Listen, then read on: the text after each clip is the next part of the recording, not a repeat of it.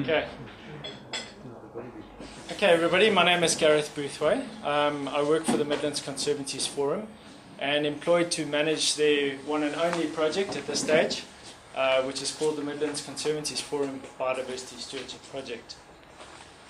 That's just a pretty picture. If anybody recognises that, you're obviously familiar with the Midlands. That's in KwaZulu-Natal Mountain. That's our organisation's logo, the Midlands Dwarf Chameleon, which is indicative of species occurring in the Midlands. Okay, and that's our mission. And the key aspects of that mission are facilitating and coordinating activities in the Midlands within conservancies, focusing on biodiversity conservation. That's a map of our area that we work in, indicating all the conservancies that we're currently working with. There are 12 conservancies, and this larger outline over here is, if you can't see it, the municipal boundary for the Mgeni municipality.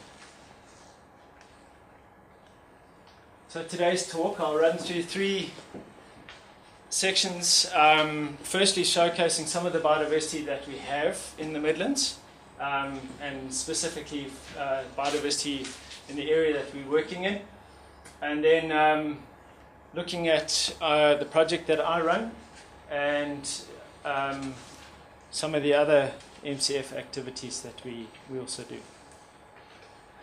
So starting off with our biodiversity. We have Oribi antelope, fairly common in the Midlands, but if you look at those figures, there aren't that many in South Africa. And in 2011, of the survey returns that we got, or that EWT got, there were only 696 animals counted. Highly susceptible to dog poaching, to illegal dog hunting. And just reading a paper recently to note that 30 properties have lost all of their RB out of 115 that were recently surveyed. The Cape Parrot, just some interesting things to note, or similar numbers to what occur in KZN, but this is for the whole country.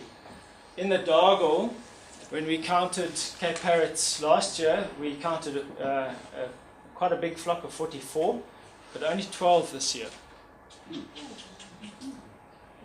And that, one of the things that we think are destroying those, lowering those numbers, is we have one or two landowners in the area who tend to go, when it's fire burning season, to go and start their fires at lunchtime and then go home and have lunch, and they just let their forests or their fires burn straight into the forests. I've actually got photographs of mature yellowwoods on fire in the Dargle.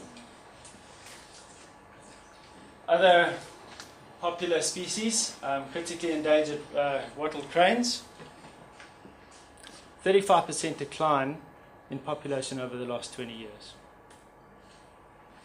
These are some species, well, you might not know this little species. It's called the long-toed tree frog. It's badly named. It doesn't live in trees at all. And it lives in moist grassland and tussocky wetlands in temperate grasslands. And it has a total occupancy range of 50 square kilometres. There are 15 sites known. And then, of course, the Midlands dwarf chameleon. And then we have the Simango monkey, also called the blue or white-throated or Sykes monkey.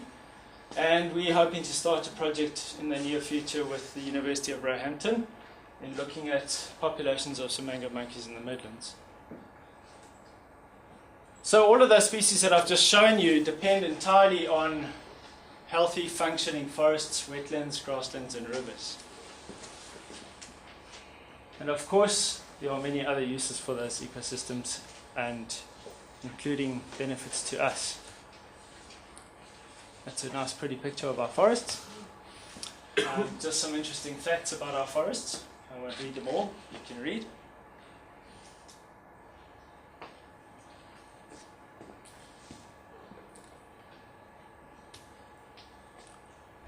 It's also a familiar sight to those who know the Midlands quite well. That's Umgeni Vlei, the source of the Umgeni River.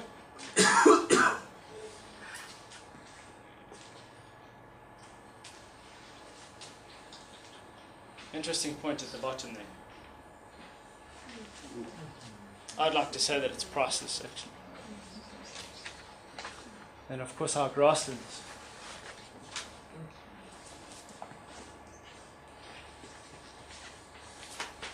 Also an interesting point at the bottom, only 1.06% of our Midlands Mistbelt grasslands are formally protected.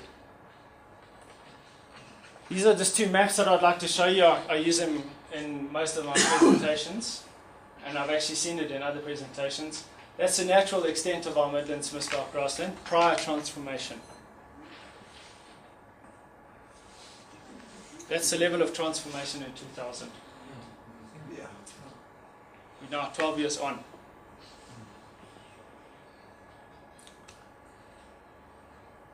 Our rivers. That's a picture of the Umgeni River.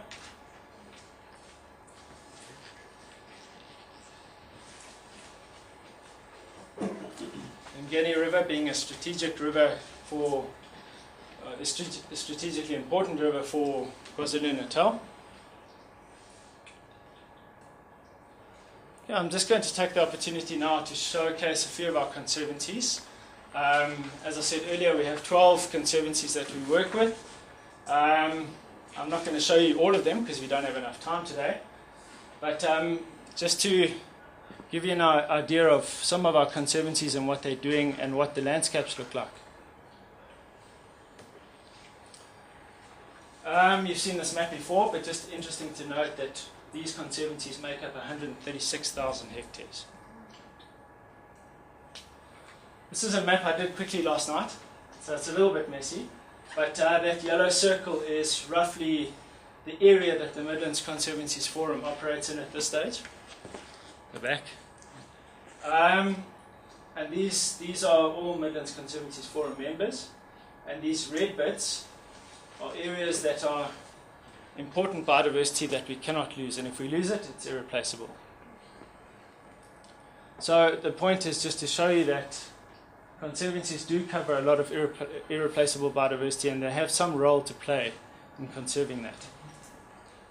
So this is just going to skip through some of the conservancies. This is the Karkloof Conservancy, about 30,000 hectares in size, and it is also home to the Karkloof Conservation Centre, important for conserving wetlands and cranes, and established in partnership with SAPI about 5 years ago, and it's on a dairy farm, and almost every square inch of this dairy farm is under cultivation, but still supports all 3 crane species. Also home to the Karkloof Nature Reserve, recently proclaimed, over 3,000 hectares in size. The Lions Bush Conservancy, named after the original farm names there, the Leo Bush Farms. Significantly smaller than the Karkloof Conservancy, but also has important biodiversity. That's the Camberg Mountain in the back there, by the way. Just gives you some idea of where we are. And then, of course, very, very rich in floral diversity. The Umgeni Conservancy, much smaller, probably about 3,500 hectares in size, but critically important for conserving different vegetation types, and also that area has multiple freshwater springs on it, which contribute indirectly to the Umgeni catchment and the water quality of the Umgeni River. The Dargle Conservancy, that's the Ontlasan mountain again, covered in snow. This is probably one of the most active conservancies that we have. Large expanses of Mistbelt forest, dominated by Podocarpus. And for about 40 kilometers, the Umgeni River runs right through that conservancy. And so extremely important engaging with us, the landowners that border on that river, and getting them to look after it. The Balgowan Conservancy, also very small but very significant. This was the first conservancy established in 1978 with the help of Nick Steele. Focused on wetland rehabilitation, and if any of you have driven through that area on your way to Fort Nottingham, you will see how much development is just springing up everywhere, all over the grasslands. If any of you have been to the Midlands Forest Lodge, if you want to see good sized yellowwoods, that's the place to go. We took a walk there recently with the landowner, and these trees are huge, massive. And she said, I'm pretty sure somebody planted these things. And I immediately just went, no, that's not possible. And then in my mind I thought, maybe Moses planted it. And then this is the Winterskloof and the World's View Conservancy. I've combined the two because they're very close together. In an urban landscape, but also have critically important biodiversity to conserve. This conservancy, in partnership with the Wildlands Conservation Trust, have started alien clearing teams called the Green Bobbies, who also play an important role in monitoring biodiversity in the area.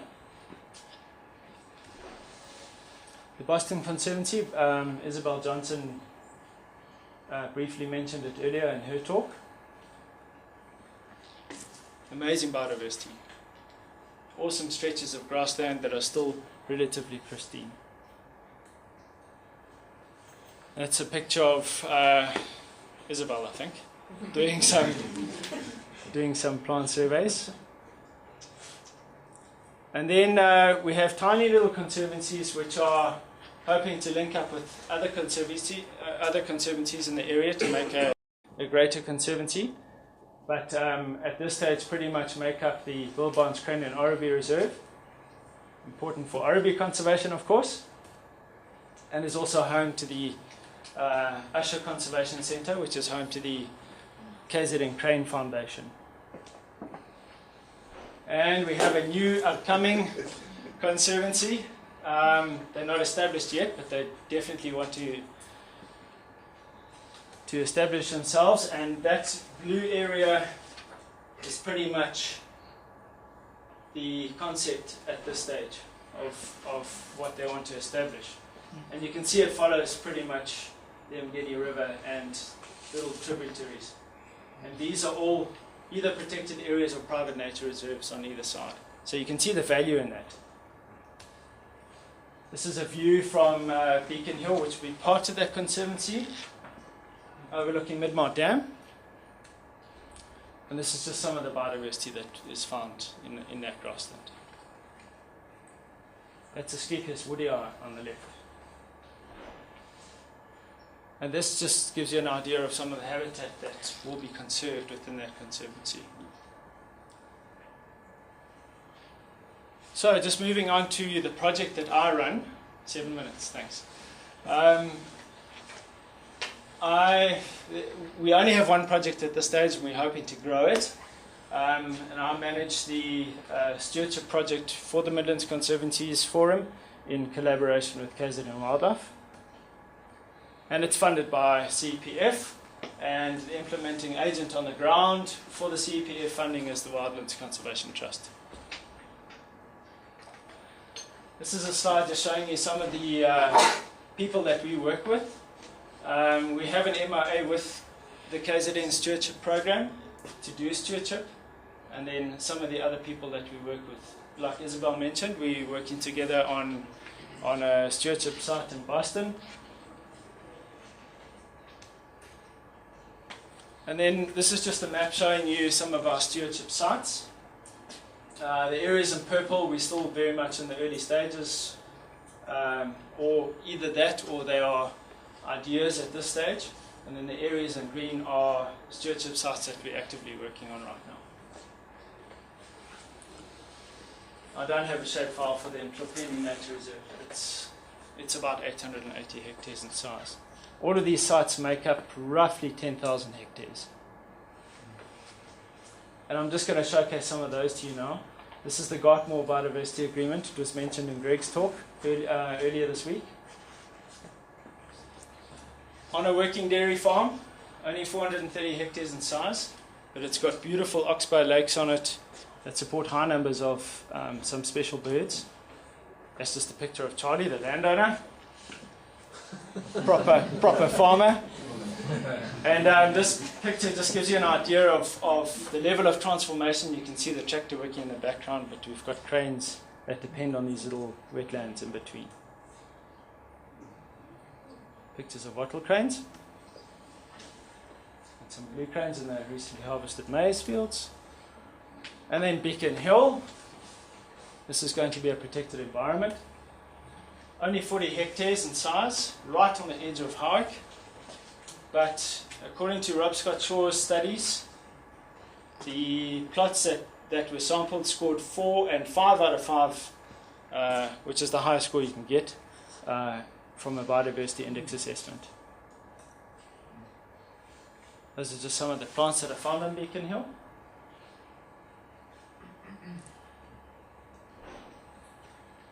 That's also relating to Beacon Hill.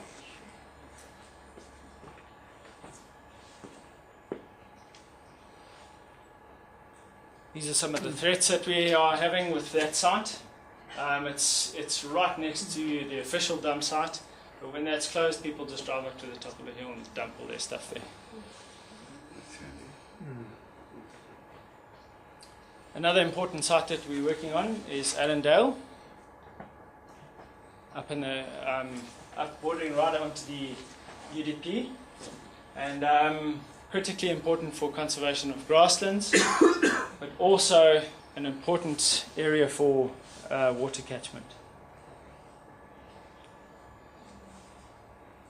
So another thing that we do is try to inspire and motivate and challenge other landowners in the area within our conservancies who may not necessarily be members of the conservancies. And the way that we do this is we conduct regular walks on a monthly basis, and we take whoever wants to come onto privately owned land, and they particularly landowners that want to showcase the biodiversity that they have. And that's just a regular walk that we do up on Fort Nottingham Commonage in the Grasslands. Also one of our stewardship sites. And that's just showing you some of the walks that we do with interested people in forests. We also do a variety of talks on a monthly basis. We don't necessarily do the talks, but we organize them. And that's just to give you an idea of what's happening today. Over there. Might get into trouble for sending some of you there. And then we also have a blog which anybody can access. That's our address at the bottom. How am I doing for time there? 2 minutes. Another thing we do in some of the conservancies is we record wildlife sightings. It's done on a very non-scientific basis, but we've already had students requesting data that we've collected to use in their projects. And we don't only record the Oribi and the Cape parrots, but we also record the smaller stuff as well. This is another thing we do. We also, again, we don't do it directly as we don't have our own EE unit, but we collaborate with those who do it.